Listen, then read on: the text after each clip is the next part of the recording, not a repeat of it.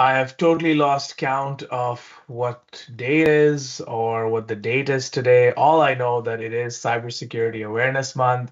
And boy, oh boy, with the number of conferences, workshops, and talks that I've been attending, am I aware like never before. This is Ali Hirji, a day before the Thanksgiving long weekend, and I'm here with another episode of Behind the Scenes.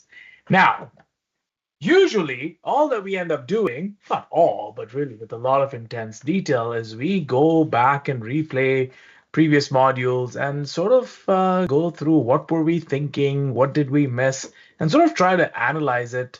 I pretend to be smart, and then I really feed off the really, really powerful comments that come in from my colleagues.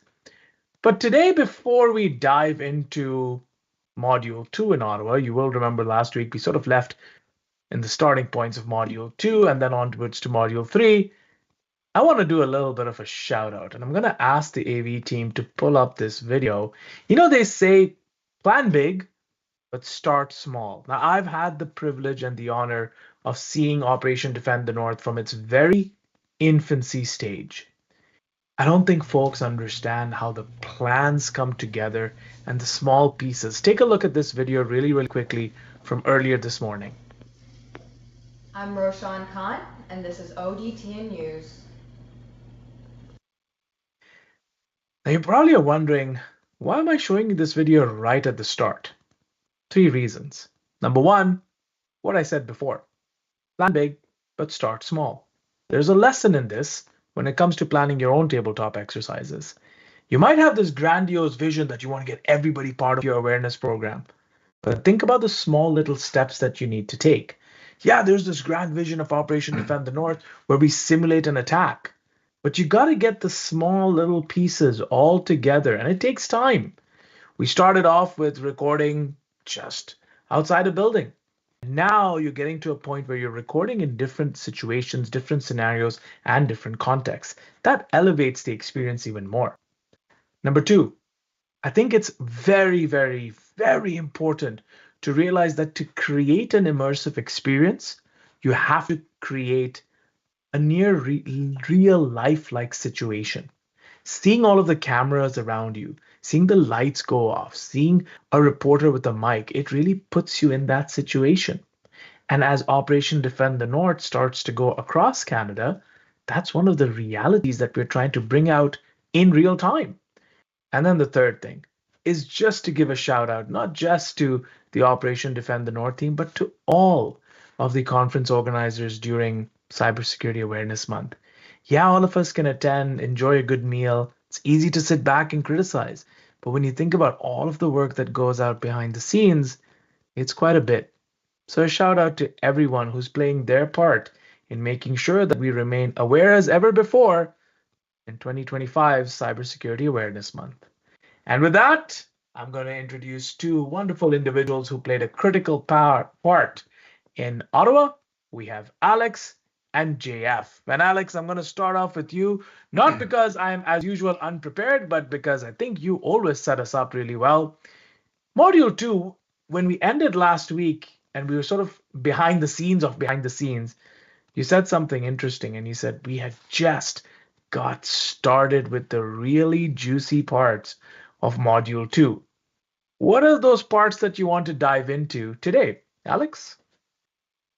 So it's both the part of the scenario, but also the momentum that the players, our advisory board, is building upon. You know, the first module is awkward. We don't know how to work well together. We've never worked together at all. The scenario, there's a lot of unknowns, et cetera. So everyone's a little bit cautious, and that's actually very reflective in real life. Like when this happens, that there's a bit of deer in headlights type problem. But you know, it was really starting to see that like the players were going to play with the improvisation that you and I do together, because you know there's 2 options there. They can freeze up and be like, I don't know if I can play this game of unknown features of the incident. But I really felt like our players were really keen to start playing these fictional roles with us and really make it an experience for the audience. Yeah, and I think that's something that I want to work through because as we get deeper into module two, you started noticing it while we were there that it started to come alive a little bit. People are getting into their roles. And look, this is a reality. When we go to Calgary, the first module is always challenging. It just takes time. No matter how much you go through, calls with each other and pre-panel calls or whatever have you, being in that moment is very, very different. And that said, Jeff, I'm going to come to you. So you've had a chance to reflect on the first behind the scenes and sort of so we jump around to different moments and reflect on where we were at. What are one or two things you're looking to discuss today as you've joined us? I mean, like in preparation, well, not in preparation, but in what actually happened over there during the first module and what we talked about and we want to cover, or Yeah, I think I want to talk about what do you think we should be covering today? Like what were some of, if you recall, what were some of the key topics that you think we should be covering today for module two, if at all you recall them verbatim? well, first off, I just want to say I wasn't there. Yeah, I was pulled out, so that's the first Yes, thing.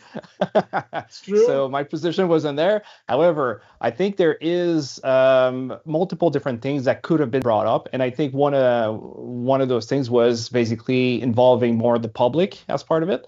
Okay. One of those things as well that could have been very interesting is we had Walter that was there as the communication director or something like that. And that would have been interesting to actually have something to bring up and then him a little bit more interacting. Obviously, everything he was saying was great, but it would have been even better if we could have, I don't know, prepare like a green room and have the interaction there, and maybe a reporter just shows up and then ask him questions as an interaction, right? Because we're looking for Yeah. tabletop, but how realistic we can make it. That would have been interesting to see that all that fall down. But yeah, that's the main thing. Well, that's not the main thing. That's one of those things. Yeah. And then other stuff I would have liked also to see is seeing a little bit more interaction between the players. I think that would have been a little bit more interesting. Like you do a phenomenal job, Ali. So I'm not debating that part. Uh, but in the end, I think having an interaction between the players. So saying there's um, key roles in there, and one person needs to ask another questions, and that other person may have like some intel about what's going on and stuff like that. I think that would have been very interesting to bring that interaction on top of it on the tabletop exercise. Yeah, no, I fully agree. And look, this is a lesson for anyone that moderates tabletop exercises or speaks extensively. You really don't learn if people simply focus on what you did well. You got to be open to listening to where there were gaps in order to improve, and you have to be in a constant process of improvement. I take absolutely no offense, GF, when somebody tells, hey, maybe we could have done this differently, because it's just another way to elevate what you're already doing to make it even better. But you're making such a valid point, and then we'll dive into those timestamps and go deeper. I teach a class on threat intelligence and crisis responses, so on and so forth. And in the final assignment, the students are going to be participating in a press conference where they're dealing with the fallout from an attack. And for this semester, one of the things that I'm doing is while they're delivering their press conference, suddenly I'm going to have somebody walk in and say, hey, turn on the news. Another entity just got hit. And I want to see how people get thrown off in real time. So you are absolutely right, is that I do hold a couple of curveballs with myself, so especially does Alex as he's gotten more into the groove of things. But it is challenging because I think people need to appreciate you are dealing with folks who realize they have all this experience, but they are going live. They're in front of hundreds of people. You're a little cautious of not making people look a little bit stumped or look a little bit flat-footed.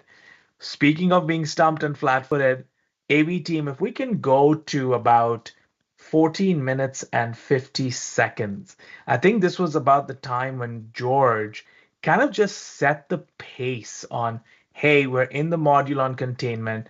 Y'all need to shut up and keep the first things first. I really like the tone that he set over here. AV team, if we can play that, please.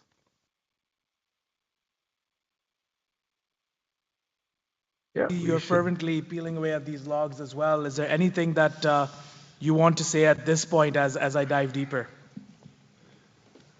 Really, we need to really focus on where are the actual sources of the outage coming from. So in other words, do we determine what environments need to be contained? Can we determine the number of endpoints? Can we determine the number of servers? Can we determine integrations and dependencies for those components? Do we know that they have access to any of our EC2s or any of our S2 buckets or S3 buckets? Like, how compromised is this? Is it just an access compromise, or is data being exfiltrated? We have no idea right now, based on our current situation, what exactly this bad actor is doing other than deprecating our ability to use our own environment. So we need to determine the nature of this threat, how bad it is, and then obviously, of course, getting back to a state where we can operationalize ourselves and get back to servicing Canadians. Do we we can have a pause over readout in there. terms And of JF, I want to bring how you long it's going to? into this very quickly. So I'm not saying that, George said anything that was earth-shattering, but he brought us back to reality. Like, we need to know. But the thing is that what I find always challenging, and maybe you can shed some light on this, is we're already 14 minutes into the module. We have 45 minutes left to go. We have to weave in everybody's comments. Is that time pressure throwing us off a little bit, or is that reflective of the real world as well, where other things are happening while you're in the war room? Your thoughts, yeah? This is exactly what the reality can look like. And to be honest, it could be uglier than this, unfortunately, right? Because even though you're trying to eradicate, maybe new information is going to come up. You think you have everything, but you may not have everything. There's probably something hidden under the carpet. So trying to find out all that information is very, like, it's a key point. And if you can recall, on the first module, we had an interaction about was it valid, for example, for Jared to ask about initial battle assessment, right? And that was exactly something to be able to lead to that. And some of the information that was shared throughout the rest of the module was not exactly 100% up to snuff to what we would like to have. Obviously, there's folks out there, let's say George has his team, he has his own instant response, he has his own plan. We don't have any plan basically when we talk over there. We don't have like page 2 and then discuss about like what's going to be the next thing. And then we get Alex to go get the information, or the, I can't remember his name, the other analyst, right? Yeah, Shrey, yeah. Exactly. To direct them directly, like, I need this now, right? Go fetch that information. I mean, like, it sounds like maybe a little bit direct, or or like I don't have any emotions, but that's what it is, right? You need that information because a guy like George needs to take action right now. Then after that, he's going to get Bill on top of it as a CISO. He's going to get others, let's say me being directly on George's case, because we need that information above. So this is exactly key. So because we didn't have enough information still to be able to really contain the whole thing, he had to go back. I think that was the right move for him to do it. So Alex, I want to take this a step further, because by this time, I think, if I'm not mistaken, was it sort of towards the end of day 1, right?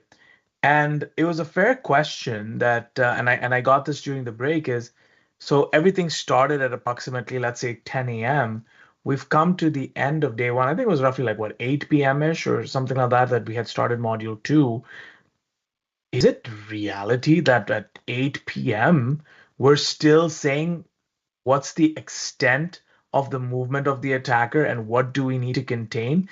Is it possible for 10 hours to pass and we're still unsure of the movement of these attackers and their intent? I think so. I think even in the real world, going into eradicate and recover, you still have the risk that there is an infection, there is still compromise, a backdoor, something like that. So that is the reality, that being certain that you have a full understanding of the scope can take a long time, particularly in complex environments. And given that the environment we're simulating is a government environment, it's likely quite complex. It probably connects to a lot of different partners and other networks. So, the blast radius could be quite large if the threat was able to move laterally between like one department to another. I'm assuming that we have enough security controls in the government networks to not let that happen, but again, for scenario purposes. So yeah, at the end of the day, that the NIST standard of detect and analyze, contain, eradicate, recover is, we want to understand it as linear, but really it is never going to be linear, but it just helps us know where we have to be. But many of those steps in that framework are in parallel and actually loop back. So I imagine like at the end of that day, there is containment action happening. Is it complete? Maybe, maybe not. And that's where we continue to validate, do we have it still contained? Do we have it still contained? Yeah, I got another thing too I'd like to add on top of that. And Alex, maybe you can also extend a little bit more on this. There's nothing that stops you from being, let's say, on module 4 and be on the recovery part and realizing you have to go back to detection, right? There's nothing that will stop it because you may not think you have cover everything, right? Good point.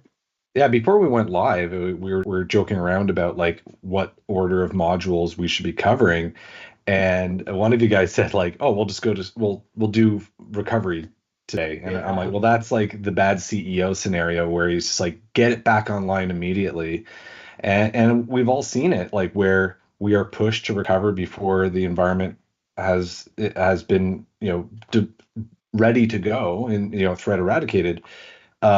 And we turn everything back on and find out ransomware is still there, and it cascades across and then sets us right back to 0, maybe even -5. So that does happen in the real world, that we get to that recovery stage, whether rushed or not, and have to circle back and go start doing an analysis again. Yeah, and there was this moment when I started thinking, okay, so we're focusing on getting organized and then we'll execute on what we need to execute on. And there were questions that, how real is this that we're struggling to get organized as well? And look, it's a function of the game itself, but I really feel that that is a reflection of reality, because the pressure, you mentioned the bad CEO piece, the pressures that you're getting, the deepfake campaigns that we're starting. And I think people also forget that at the end of the day, all of us who are participating in this hypothetical shared services environment in IRCC, just as much as we are quote unquote defenders, we are also citizens in real time who are panicked, who are worrying. We have our own families living in different places. So it all starts to come in together. There was one person, and I forget their name. It was, I think it was Vanessa. And she said that she's a security analyst from Toronto who came out, and she said, what's really interesting is it would have been really cool if you could throw out something where 2 or 3 of the participants in the game, their families are stuck at the border. And now they're getting calls and now they have to deal with those personal situations. It's freaking real that those things can happen. So with that said, I want to go a little bit further on. And AV team, if you can take me, I'm just looking at my notes. I'll tell you exactly where I'd like you to take me. If you can take me a little bit towards the sort of the 27th minute. I just want to go to that moment again. If you can, AV team, somewhere towards the 27th minute. I got something I'd like to just add on you Sure. On the whole situation about what we were actually discussing.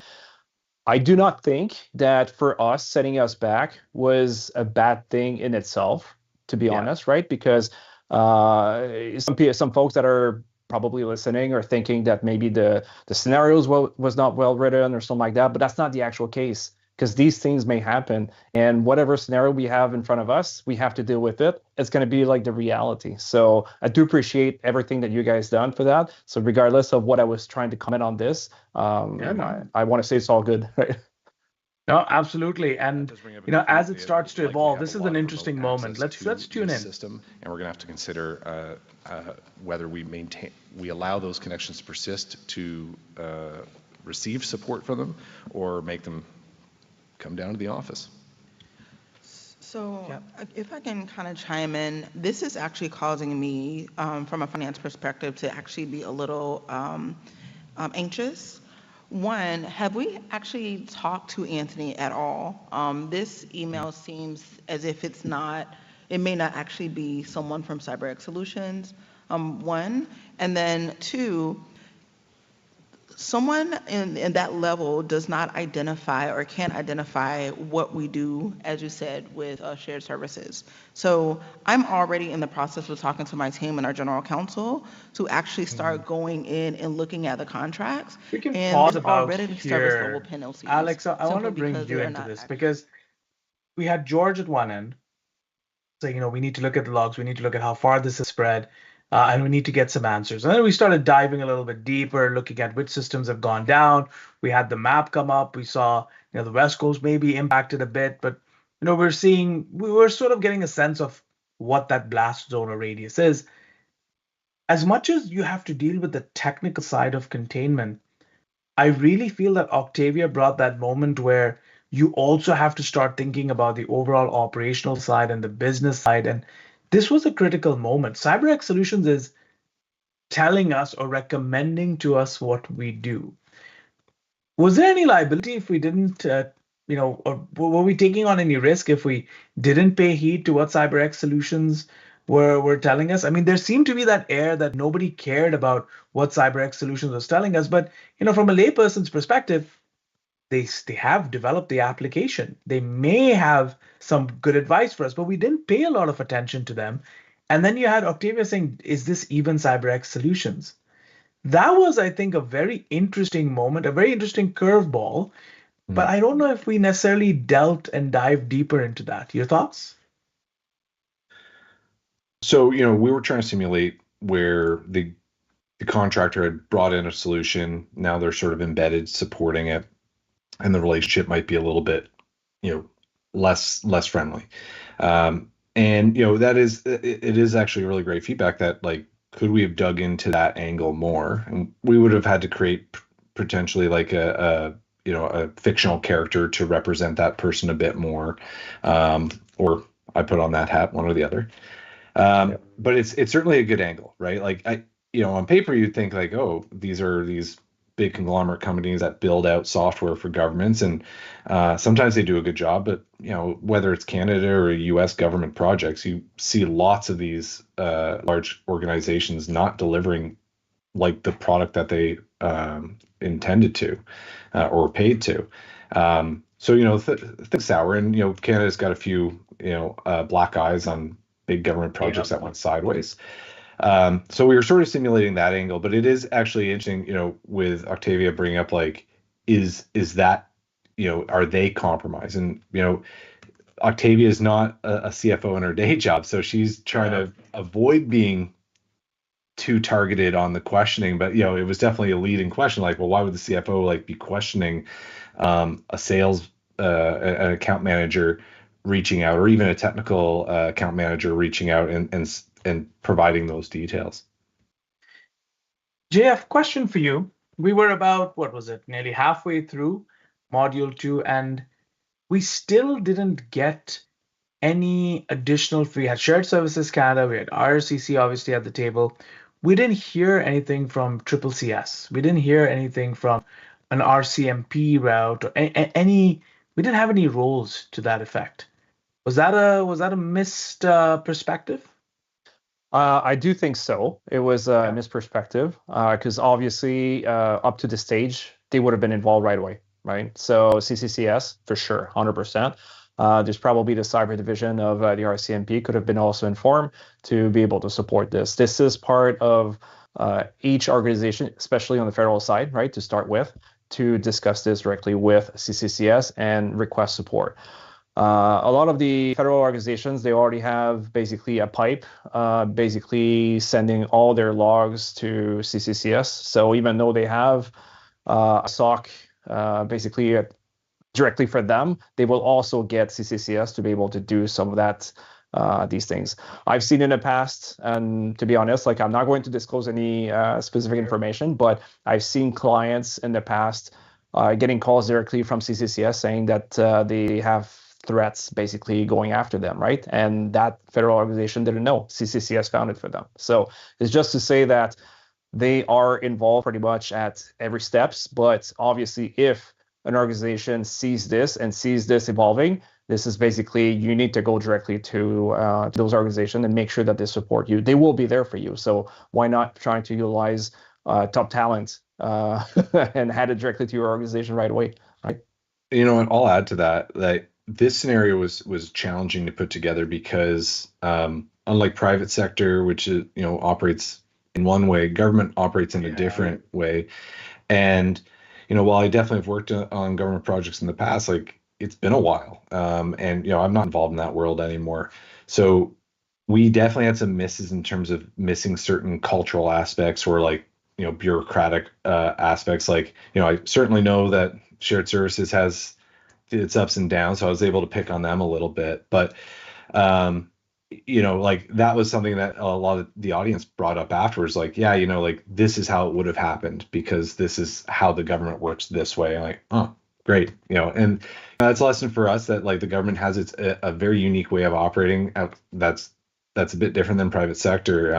And there's definitely some misses there for the scenario we rolled out. Yeah.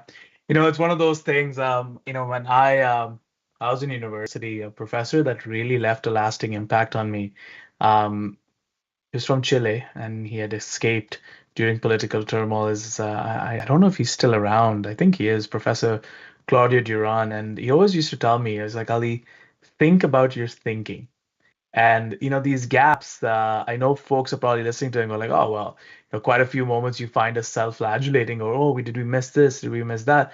The reality is that we're going on a roadshow. We're in Calgary, Vancouver, and then back in Toronto, and then who knows where else. You have to you have to bring up these moments and see how you're going to factor it in.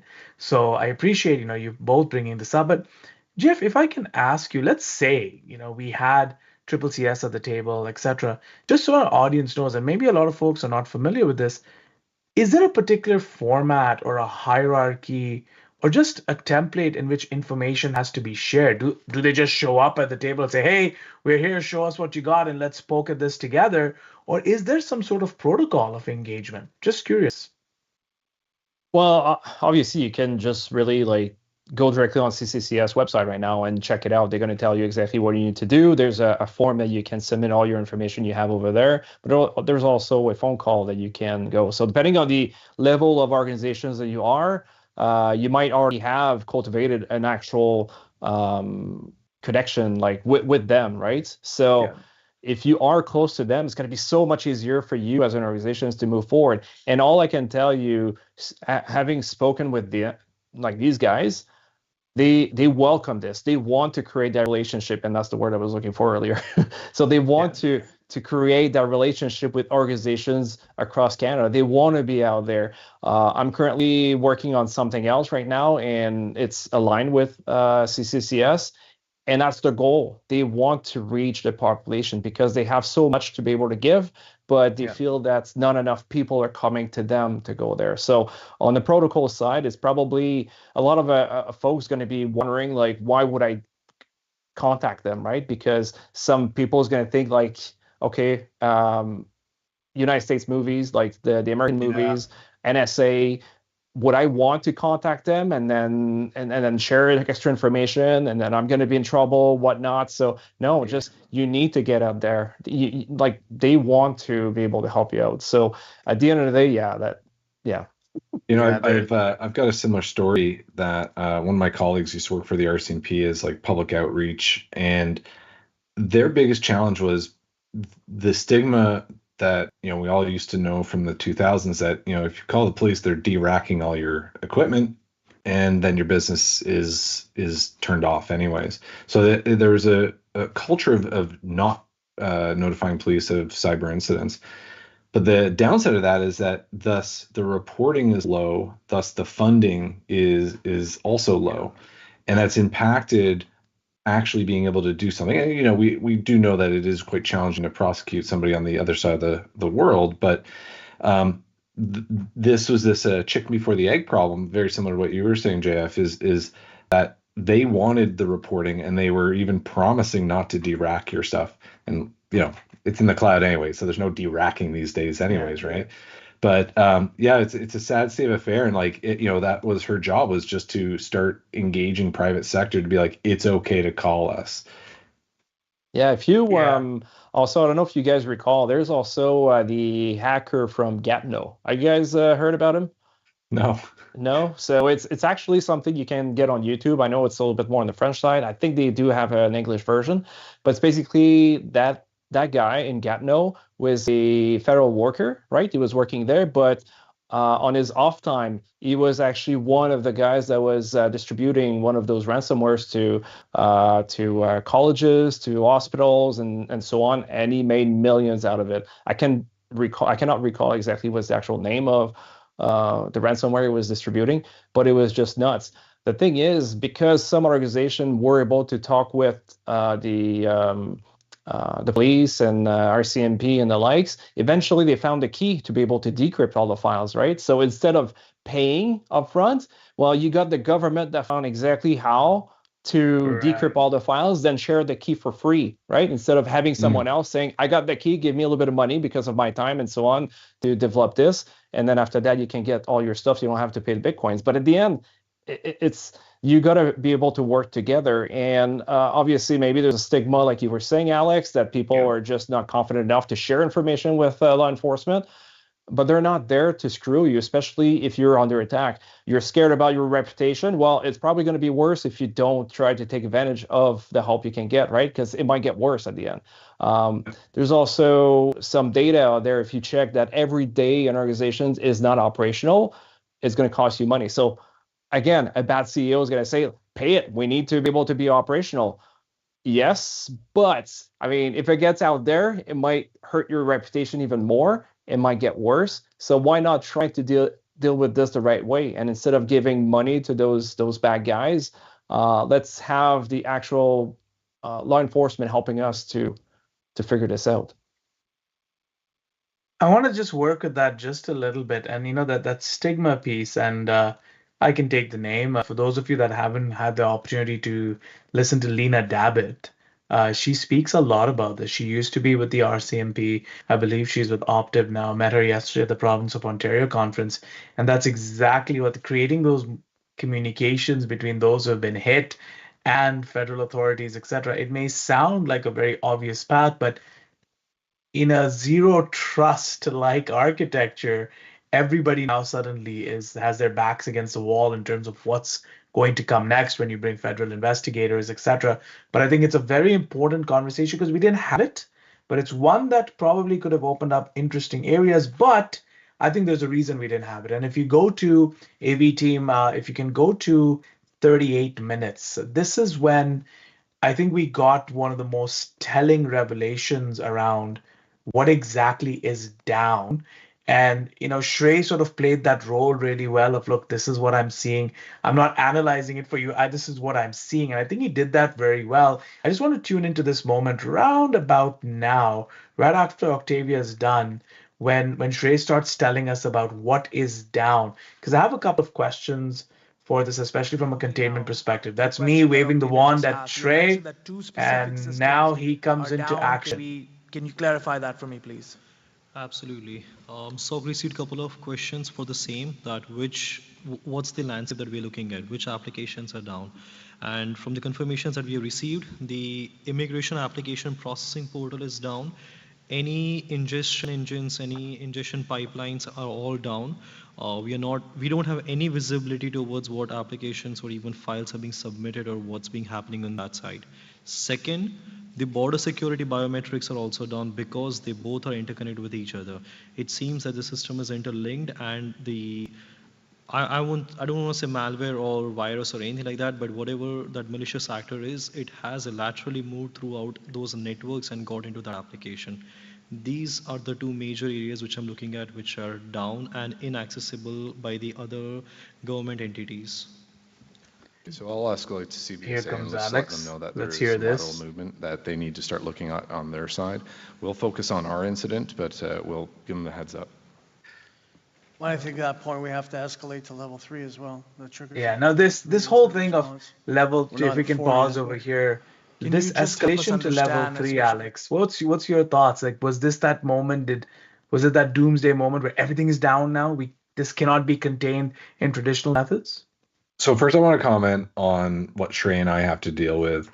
So as a blue teamer, you've got a SIM and probably other dashboards that you're having to look at.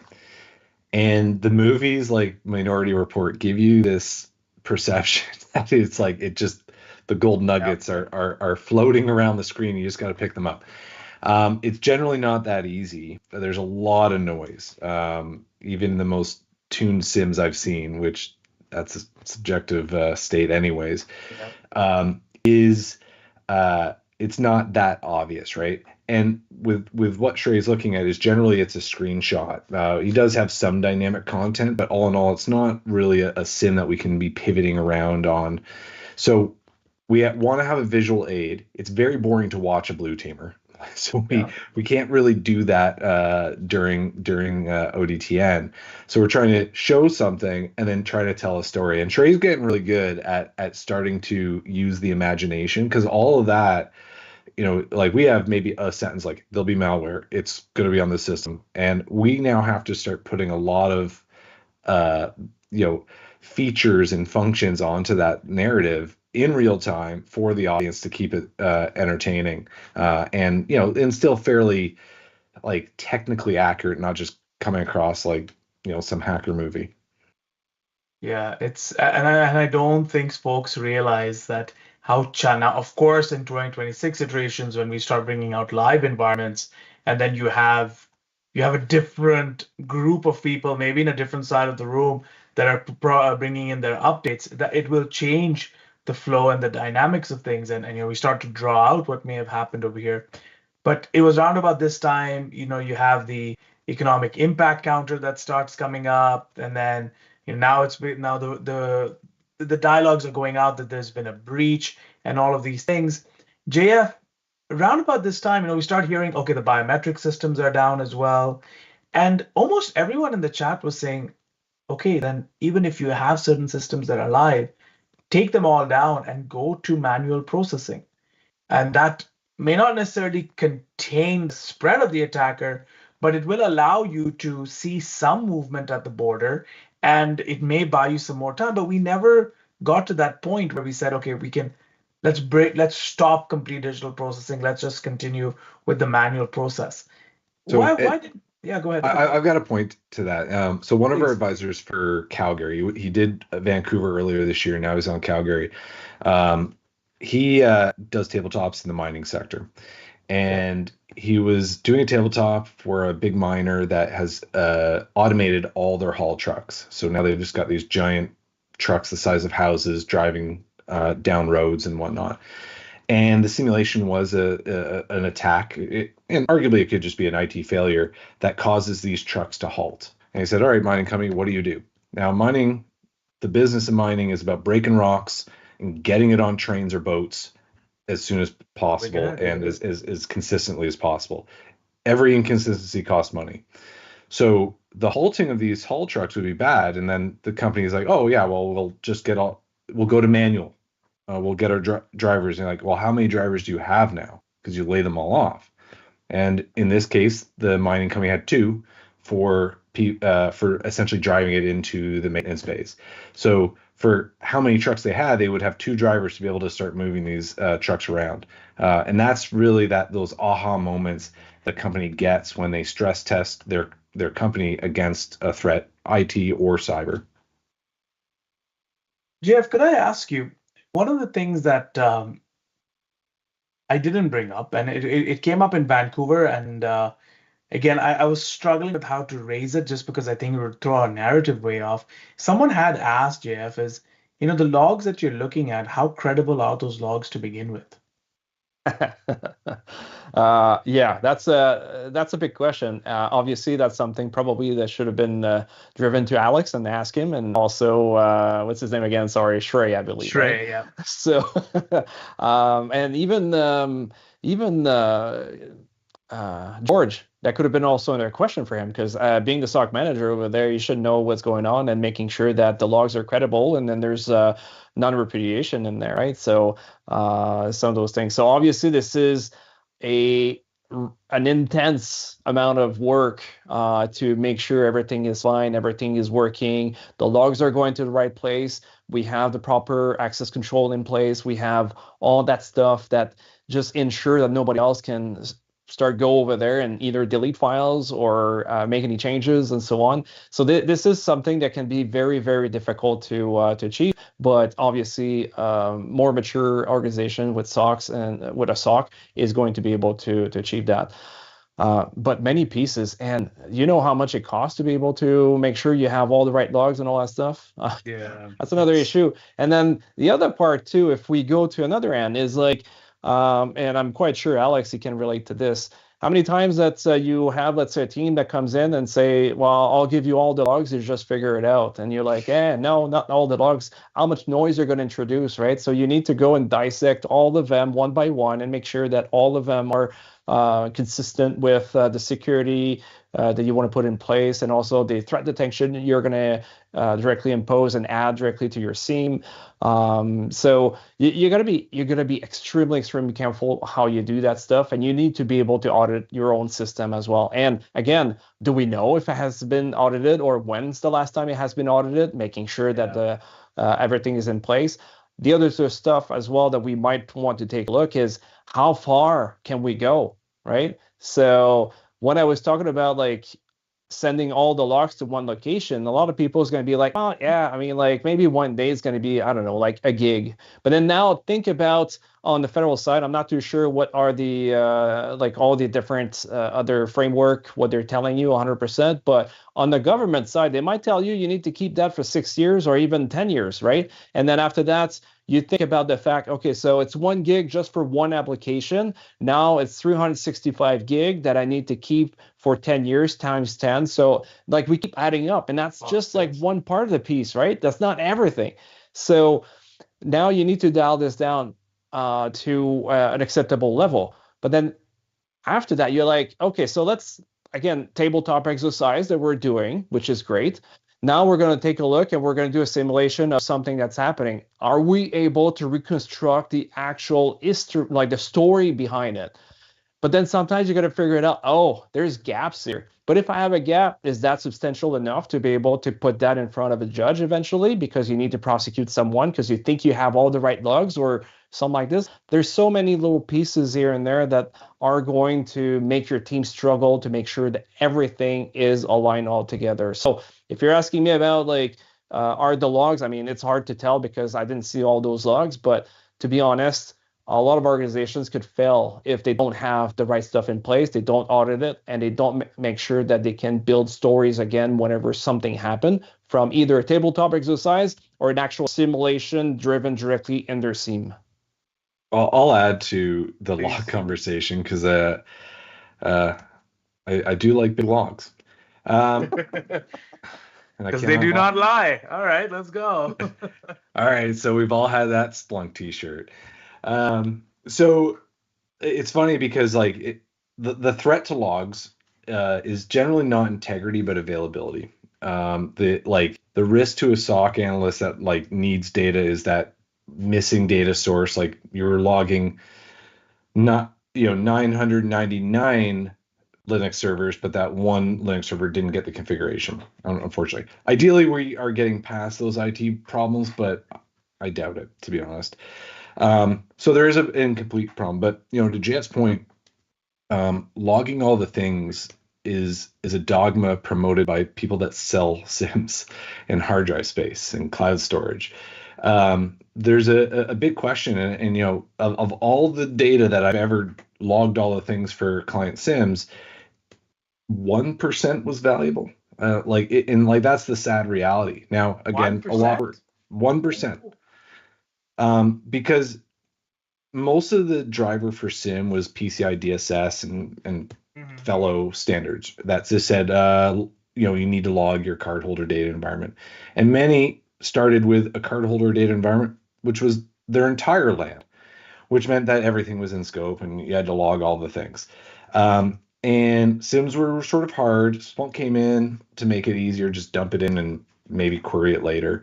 But it created this culture where you end up spending more time trying to keep your SIM stable because of how much data you're throwing at it, rather than using like all the cool whiz-bang, threat detecting capabilities to actually start sifting through really high value logs. But generally speaking, like companies log way too much, and I can count on my hand how many times I've needed a log that's more than 6 months old, as an example. Yet lots of industries will log for multi-years. And there are accounting reasons for that as well. But generally speaking, from a security operations threat detection perspective, it's low single-digit percentages of what we actually care about. Yeah, there's one thing. I don't think I can go into details about it, so I'm just going to try to be as vague as possible, unfortunately. But there's an organization that got basically hacked recently, and they had like basically days of log, so they could not figure it out what happened.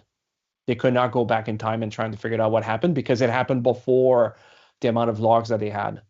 So obviously, yes, normally I do agree with you, Alex, that most organizations are not going to go that much far in the past, but it's that one day you need this that you're screwed. Yeah, and you're describing almost every small medium business that has had a BEC or ransomware, Yeah. unfortunately, because M365, which is what they're usually on, was giving them 30 days of logs. Like I'm not saying do not log things, more than a few days. I think months is really useful, and up to a year for sure. I'm thinking more just like of all the logs you collect, like Cisco router logs and whatnot. Those are useful if you are running a vulnerable network and you're worried about people logging into your routers and manipulating it. But that's also not for SIM. SIM is more for correlation and more advanced threat threat hunting. So like, you need to really collect the logs that are actually going to tell you, when things are happening. And again, a lot of times in the modern world, this is very much identity and access management type logs that provide a lot. Again, I don't want to be absolutist on this, but generally speaking, I think everyone could take a data source diet and still be very okay with their security posture.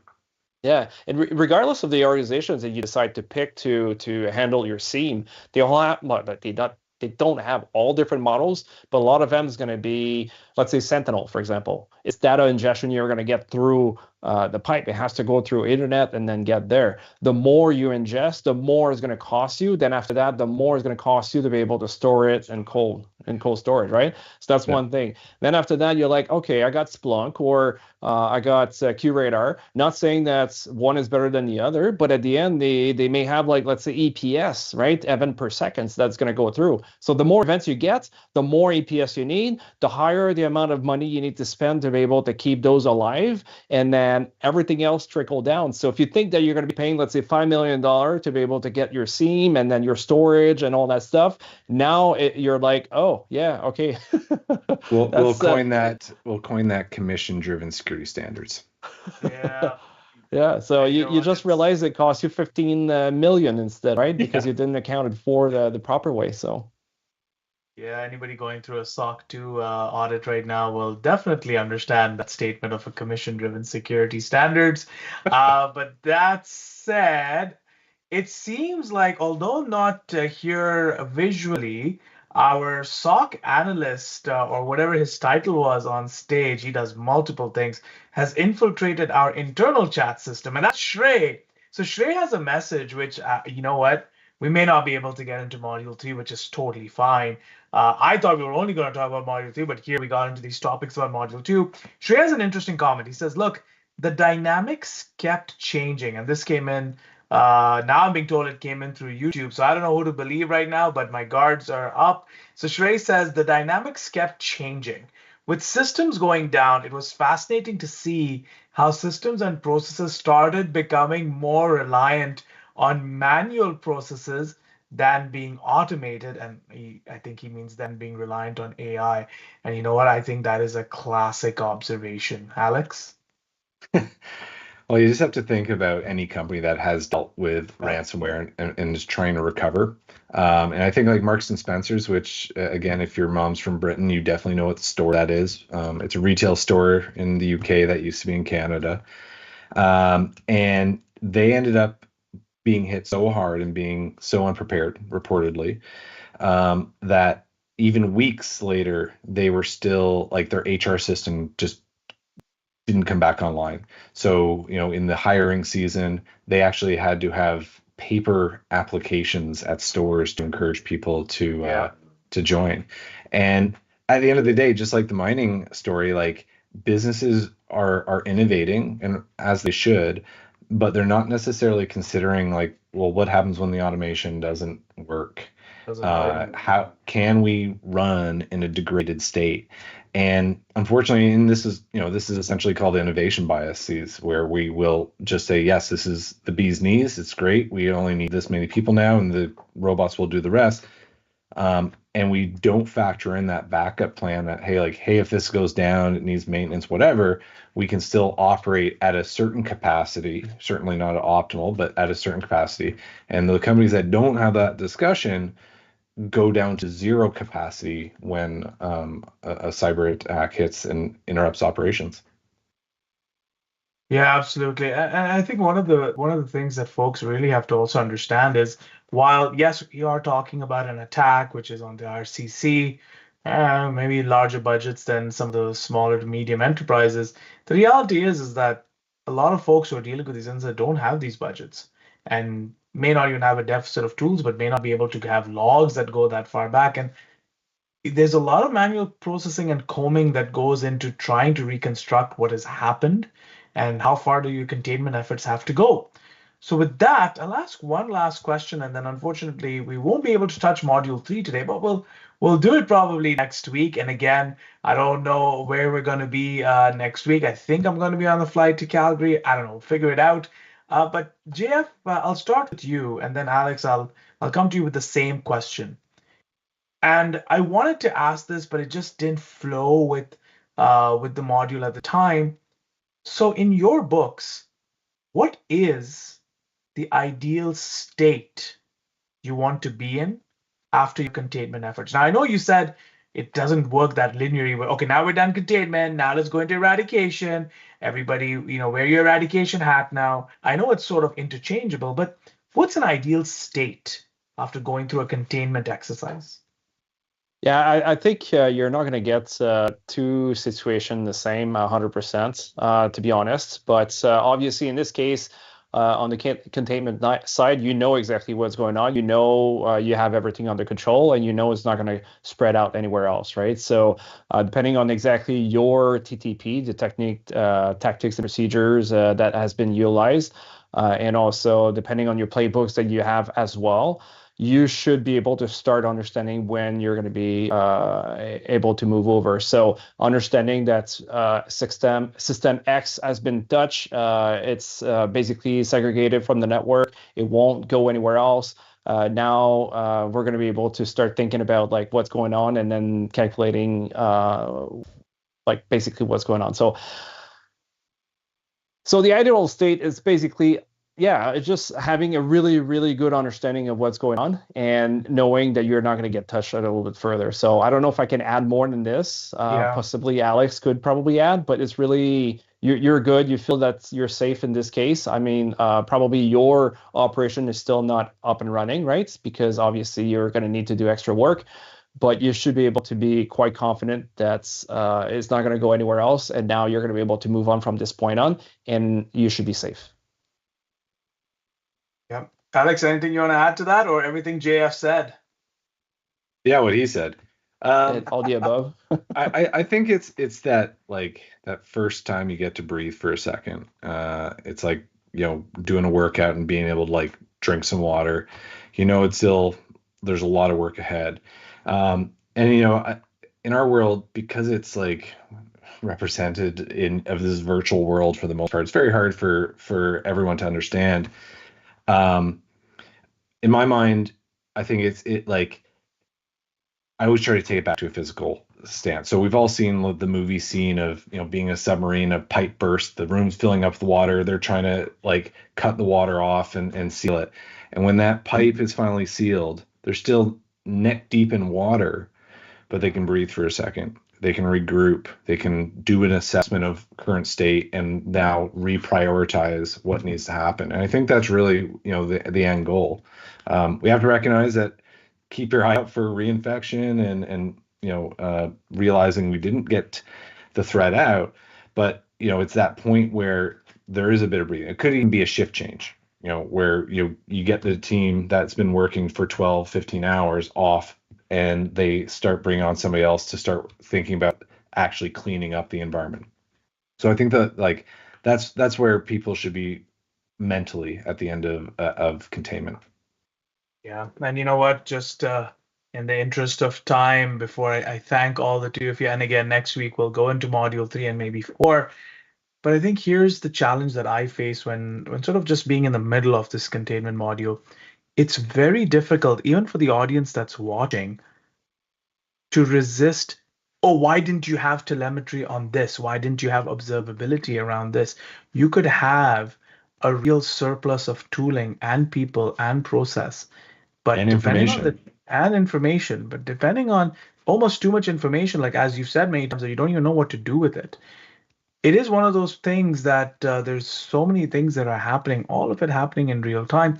Depending on the nature of the attacker and the threat that you're facing, their evasion techniques may be completely novel, and it does take time to reconstruct that and then determine, all right, how far is this going to go? This was one of the reasons why, when you had Splunk there at the table and you had, I think it was Kimberly when we had her there, she was warning us, don't worry about the attribution piece right now. But then when towards the end, the threat intelligence report came out, there were some folks online saying, can we know more about this attacking group? And again, to keep with the narrative ODTN, we've kind of kept that away. But again, this is the reality. There's so many things that are happening. You can question what kind of telemetry was there. You can question what kind of logs, so on and so forth. But again, you're dealing with a fairly sophisticated actor that's hitting you not just in your environment, technically, but is hitting you in your population and those that you serve as well, with all of the malinformation and disinformation campaigns as well. So there are numerous moving parts that you're trying to contain all in real time. And if I'm not mistaken, we were in module 2, we started at 8 p.m. and an hour later it's 9 p.m. It's 9 p.m. Eastern Standard right now, and the exhaustion starts to kick in, and then those shift changes need to happen. You need to get something to eat. We forget the human side of the response that really impacts containment efforts. So with that, once again, JF, Alex, and to all of the advisors that took part in Ottawa, I want to thank all of you for all of your efforts and engagement. I hope you find these enjoyable, but more importantly, reflective, and something that allows you to think ahead about how Calgary and Vancouver and then Toronto are all going to play out. Calgary happens on October 20th. Hopefully I got my dates correct and have booked my flights correctly. And Vancouver happens on October 23rd.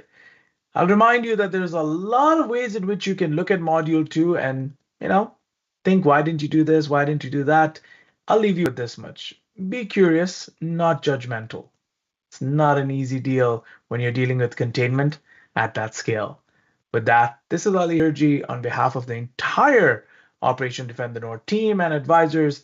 I wish you a wonderful evening and, more importantly, a wonderful, reflective, and enjoyable Thanksgiving weekend. Thank you all.